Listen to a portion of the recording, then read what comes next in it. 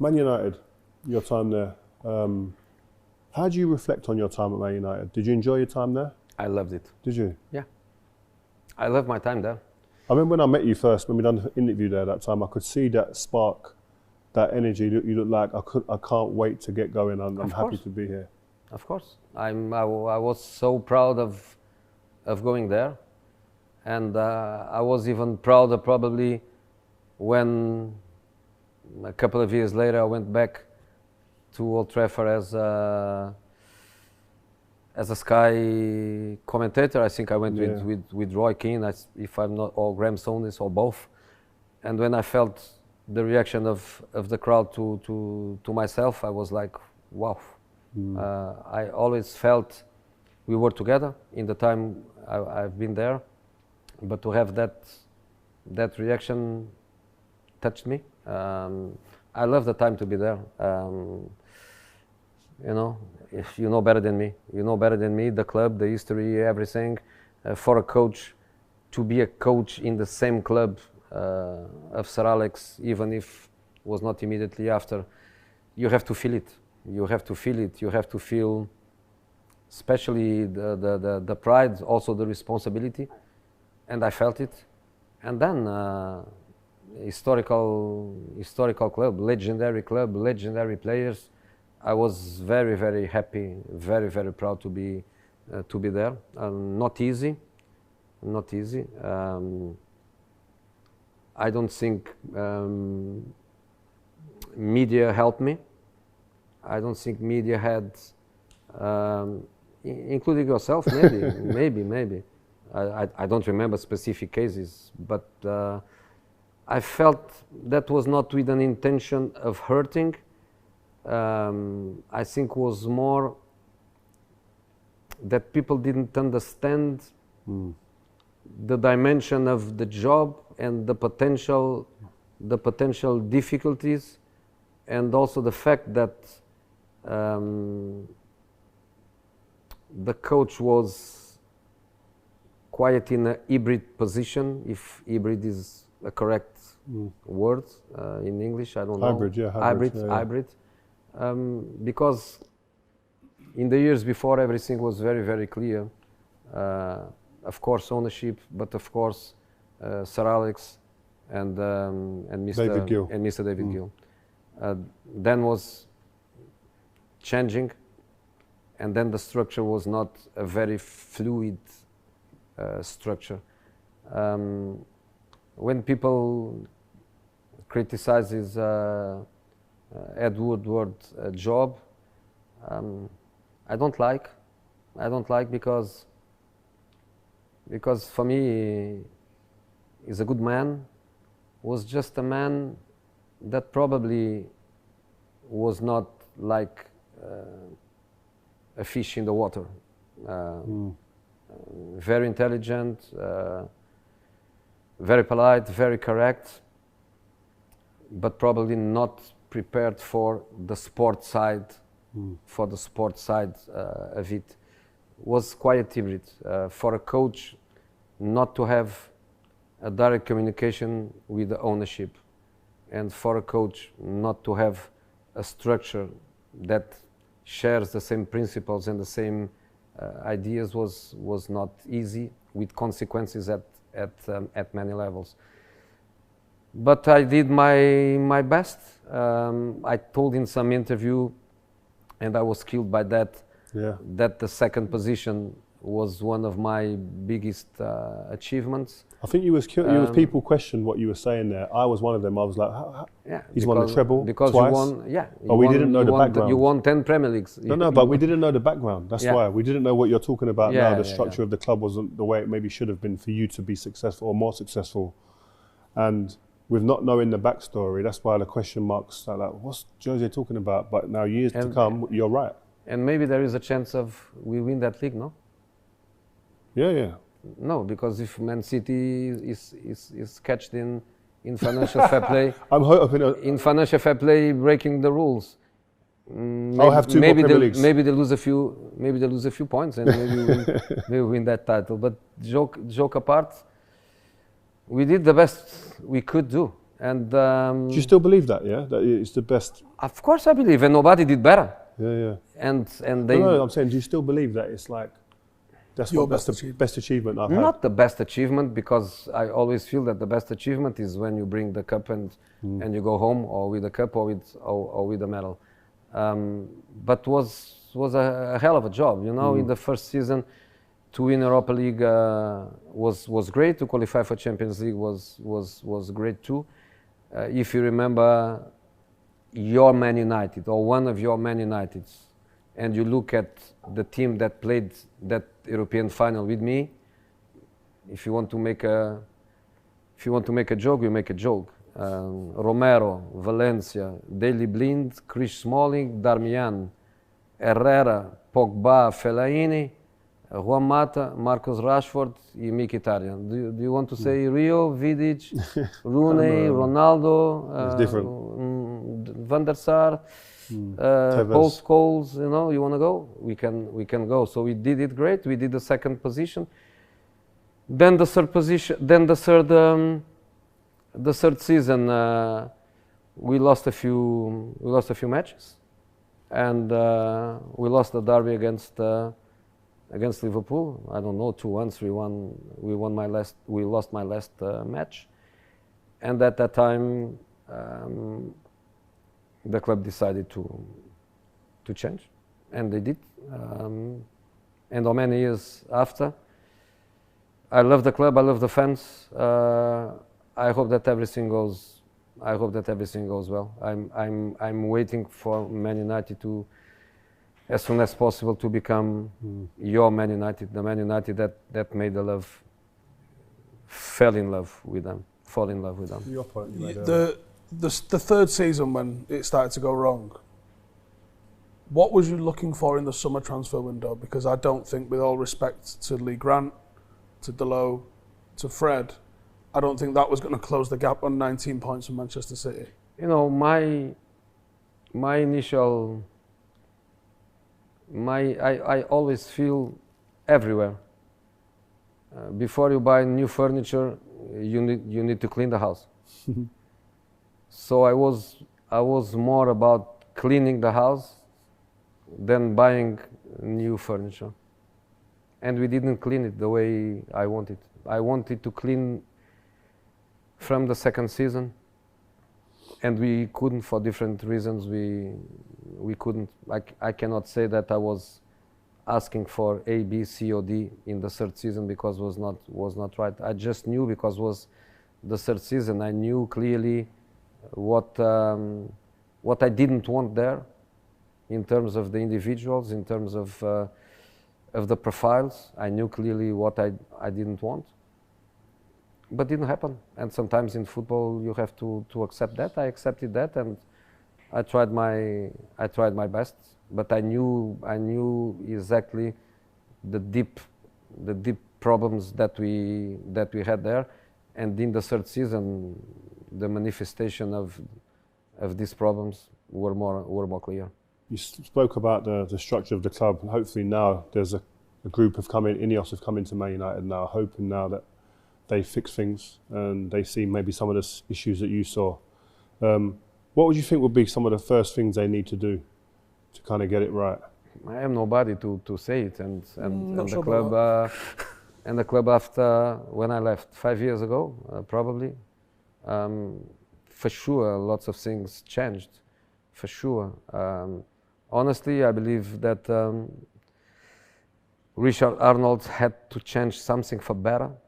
Because I always thought a proper guy, and a guy with a certain feeling of sport, because he was not a football man but a sportsman with a good understanding of what sport is. I liked him very, very much, even when he was in the commercial role in my time. So for sure they improve, and I think now, and not just the pure winger. Madrid was a little bit of that, a little bit of hybrid, because he was playing from the left, but he was not wide, and he was not chasing fullbacks, and we were protecting him with the balance that we were giving behind with Xabi Alonso, with Khedira. And was that a little bit at the start of what that's what you see now with like Salah. These guys, a little bit, that was the start of that. Because that's the position where they can be more effective and they can score more goals.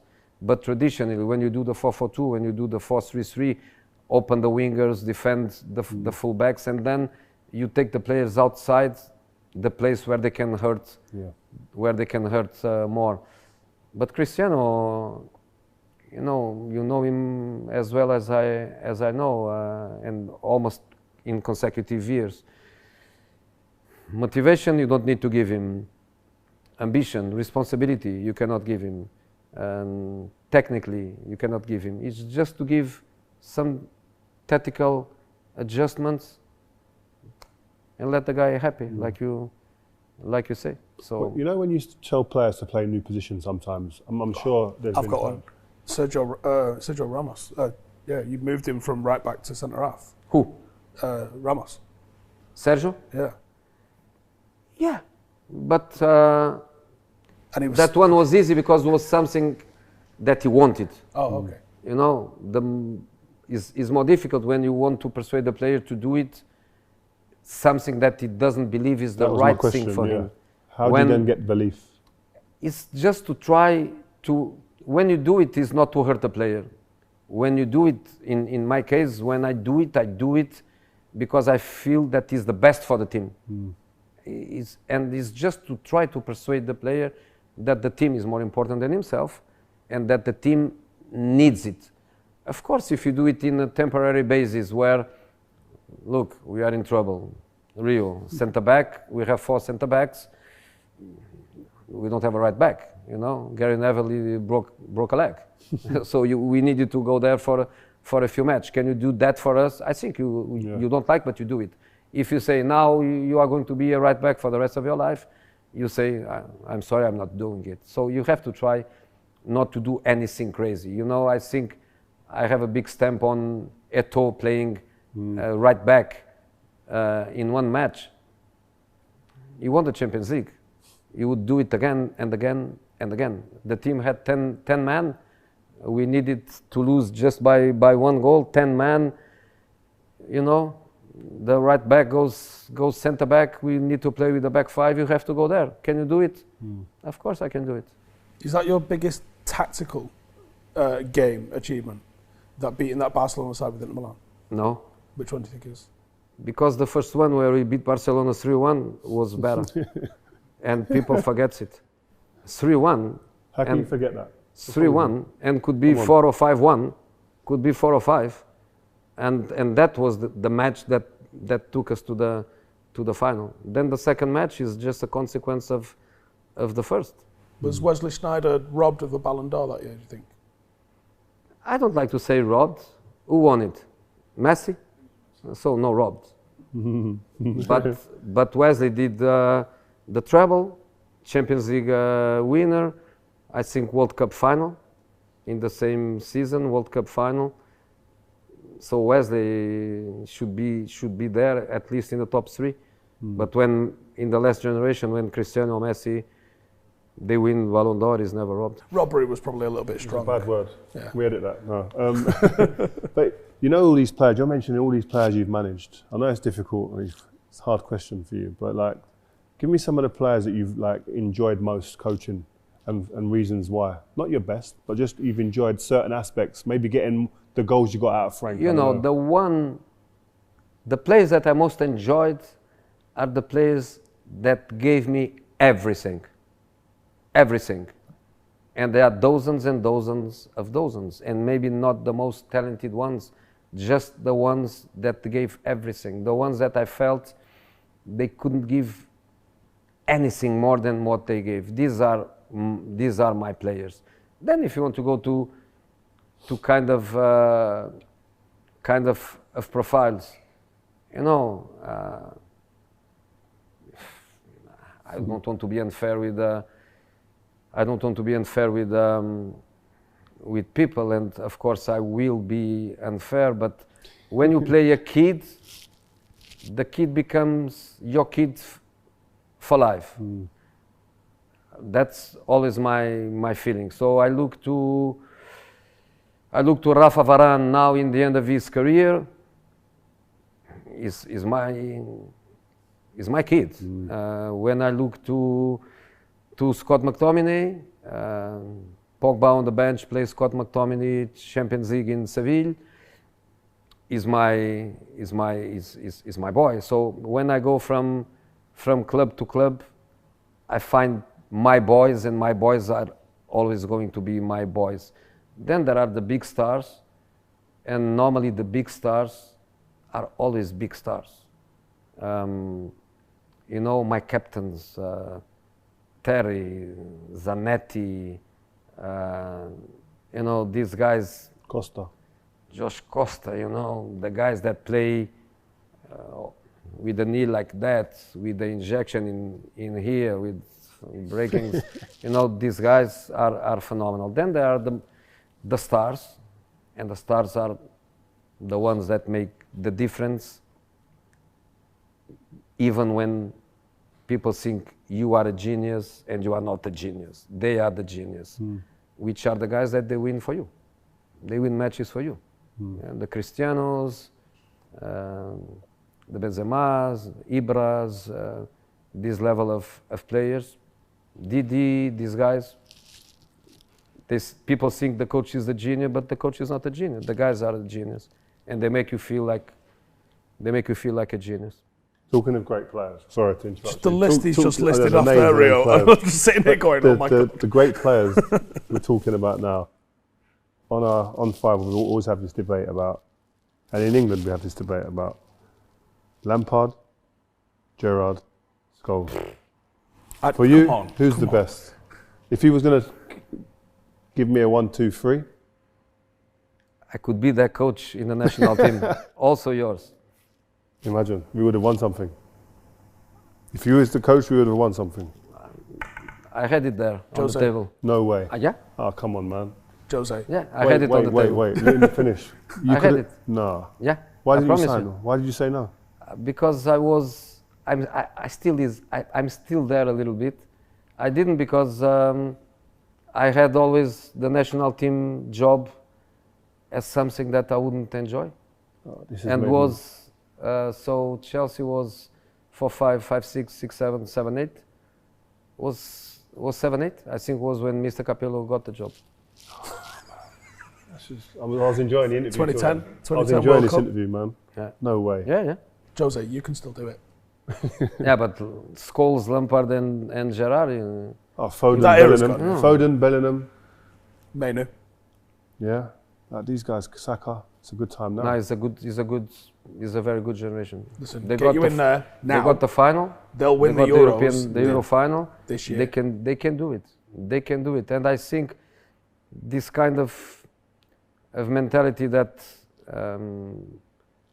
when the guys they go abroad, for example, Bellingham, I don't know the kid. I never spoke with the kid, but I believe that there is something that separates him from the boys that were born in England, developed in England, playing in England, living in England. I think this kid has to be something different, can add something different. You know, he's a kid from the world. He's not a kid from just playing, of course, in the best league in the world, but just in the Premier League, to bring something different, something experience. When this kid in Madrid scored a goal and opened the arms to the Bernabeu, is his dimension, you know. He shows the character, no? Shows the character, you know. He's not doing it like arrogance. No, it's just, here I am. I did it again. You know, you see the kid. It's big personality. Big personality. I think Southgate with Steve Holland. When I speak about Southgate, I speak always about Steve. He was my assistant at Chelsea. What a person, and what a professional. So I think both beautiful job there. It's just missing that little bit. I cannot say I wish they do it, because I think Portugal can do it, and I wish Portugal do it, but they can do it. They can do it. That generation can do it. You didn't answer the question. Which one? Gerrard, Lampard, Scholes. I cannot. I cannot. If you tell me which one I prefer Frank, because he scored 500 goals for me. And the other ones, Scholes against me, and Stevie G against me. But phenomenal players, phenomenal players. To be honest, I was always saying, Terry, Ferdinand, Sol Campbell, Ledley King, Jamie Carragher couldn't even get in the 4. Scholes, Lampard, and Gerrard. I was thinking, crazy. We should have won something. You should. Well, we went through it. It was not far, you know. When you lost in Portugal against Portugal on penalties, I think would be for you. Would be for you. Was close.